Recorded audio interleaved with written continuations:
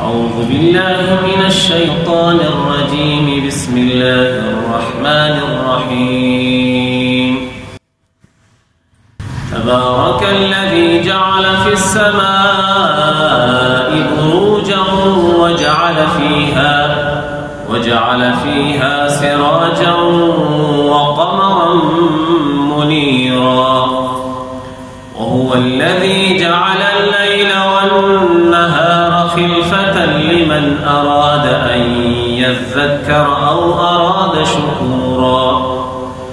وعباد الرحمن الذين يمشون على الأرض هونا وإذا خاطبهم الجاهلون قالوا سلاما، والذين يبيتون لربهم سجدا وقياما، والذين يقولون ربنا اصرف عنا عذاب جهنم إن عذابها كان غراما إنها ساءت مستقرا ومقاما.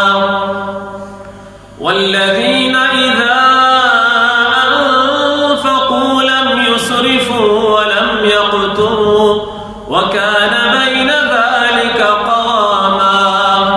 والذين لا يدعون مع الله إلها آخر ولا يقتلون النفس التي حرم الله إلا بالحق ولا يزنون، ومن يفعل ذلك يلقى أثاما يضاعف له العذاب يوم القيامة ويخلد فيه مهانا، إلا من تاب وآمن وعمل عملا صالحا فأولئك يبدل الله سيئاتهم حسنات وكان الله غفورا رحيما.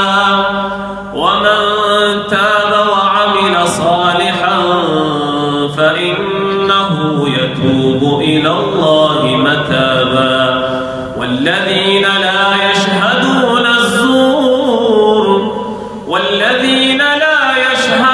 الزور وإذا مروا باللغو مروا كراما.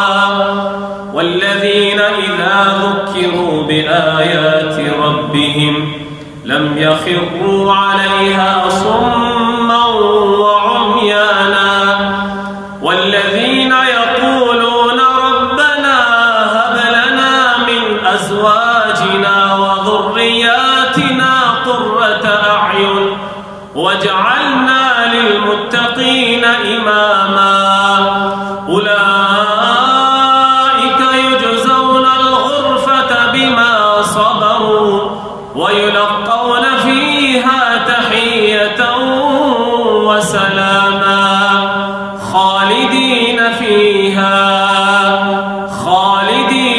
فيها حسنت مستقرا ومقاما.